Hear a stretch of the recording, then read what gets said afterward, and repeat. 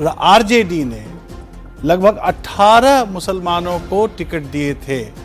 तो अब आप इसमें मुसलमानों को और यादवों को अगर हम कैप्टिव वोट जो मान के चलती है आरजेडी की हमारी कैप्टिव वोट है, तो वो वोट कहाँ गया, किधर टेक्टोनिक शिफ्ट हुआ, अब अपने आप खुद से अंदाजा लगा सकते हैं। वो वोट वहीं गया जहां 200 दिखाई दे रहा है। वही तो मैं कह रहा हूँ।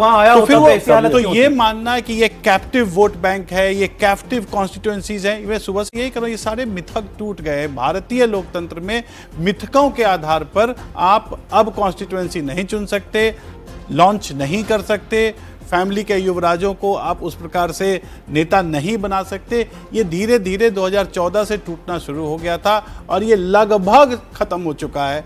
मुझे नहीं लगता है कि भारतीय राजनीति को इस रूप में एक बार पार्टी वाइज भी देख लेते हैं। जेडीयू 80, बीजेपी 91, एलजेपीआर 21, हम 4 पर है, आरएलएम 4 पर है। आरजेडी देखिए कितना नीचे लगातार जाती जा रही है, 28 सीटों पर आरजेडी है। बीजेपी का स्ट्राइक रेट है 51%, 91% यहाँ पर भारतीय जनता पार्टी का जो स्ट्राइक रेट है वो आ रहा है। जेडीयू की बात करें तो 101 सीट पर जेडीयू लड़ी थी, 80 सीट पर इस वक्त जेडीयू ने बढ़त बनाई हुई है। और एलजेपीआर 29 सीटों पर लड़ी थी। माना जा रहा था कि सिर्फ 2 सीटें ऐसी हैं जो जीती हुई हैं, 27 सीटें बड़ी टफ सीटें दी गई हैं एलजेपीआर को, लेकिन 21 सीटों पर एलजेपीआर ने भी बढ़त बनाई हुई है। आरएलएम और एचएम की बात करेंगे तो दोनों 6-6 सीट पर चुनाव लड़ रहे थे और 4-4 सीट पर दोनों आगे चल रहे हैं। कुल मिलाकर एनडीए के तमाम घटक दलों को जनता का साथ मिलता हुआ नजर आ रहा है। और बेहतर कोऑर्डिनेशन वाली जो बात लगातार कही जा रही थी वो बेहतर कोऑर्डिनेशन है कि सब में वोट बटा है, जो वोटों का बंटवारा, जो वोट एक दूसरे को क्या शेयर करवा पाए हैं, क्या एक दूसरे को दिलवा पाए हैं, तो वो सब कुछ हुआ है।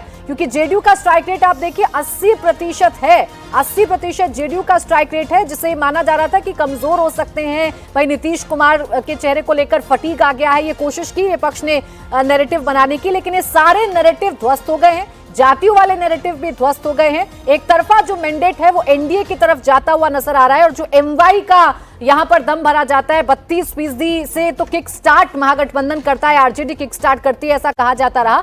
अभी तो कम से कम वो भी नजर नहीं आ रहा है, यानी ये वोट बैंक भी बिखर गए। नहीं, मैं ये कह रहा हूँ प्राची की एमवाई ध्वस्त नहीं हुआ, एमवाई तो बहुत शानदार तरीके से आ गया। बस वो मुस्लिम यादव नहीं रह गया, वो महिला यूथ हो गया। और इससे खूबसूरत क्या है कि वो जिसको हम बार बार कहते हैं कि अगर आपको डेवलप्ड कंट्रीज में शामिल होना है तो इस वाले से तो निकलना पड़ेगा। हम ये नहीं कह रहे किसी एक चुनाव से मान लीजिए कि सब निकल गया है, जाति इतनी आसानी से नहीं जाती है, लेकिन इसको अगर कोई तोड़ पा रहा है तो वो नरेंद्र मोदी की ही राजनीति है, वही स्टाइल ऑफ पॉलिटिक्स है जो चाहे यूपी हो, चाहे मध्य प्रदेश हो, और गुजरात तो पहले से उस दिशा में रहा जहां मतलब 0.8 भी नहीं है शायद, वो घांची तेली समाज से आते हैं और सोचिए कि वो इतने सालों तक राज करते हैं, देश के प्रधानमंत्री हैं। तो अगर हमको डेवलप्ड कंट्री की तरफ जाना है तो जाति के इस वाले जो घृणा वाले हैं उससे तो बाहर निकलना पड़ेगा। योगी जी की भी 18 जो रैलियां हुई हैं उसमें से 16 सीटों पर पार्टी लीड कर रही है बीजेपी, योगी आदित्यनाथ जी की 16 सीटों पर। और जेडीयू के लिए हम स्ट्राइक रेट के हिसाब से 80% कहें, लेकिन उसको रिकॉर्ड में देखें 2020 के हिसाब से तो ऑलमोस्ट डबल किया उन्होंने, 100% सीट जंप किया, 43 से वो 80 सीटों पर वो आ गए। तो विपक्ष का नेता का पद भी नहीं मिलेगा आरजेडी को, अगर इसी तरीके से आरजेडी का प्रदर्शन रहा, 2-3 सीटें कम हो गई तो विपक्ष का नेता का पद बनना भी मुश्किल हो जाएगा विधानसभा के अंदर। आपका हमेशा फोकस विपक्ष के नेता पर रहता है। अरे इंटरेस्टिंगली बीजेपी एग्जैक्टली अभी वहां पर दिखाई दे रही है आपको जहां 2010 में थी। 102 सीटें लड़के 91 सीटें जीती थी। इस बार एक कम सीट लड़ी 101 और 91 पर आपको दिखाई 105 मेरे ख्याल से तब जेडीयू थी 2010 में। 115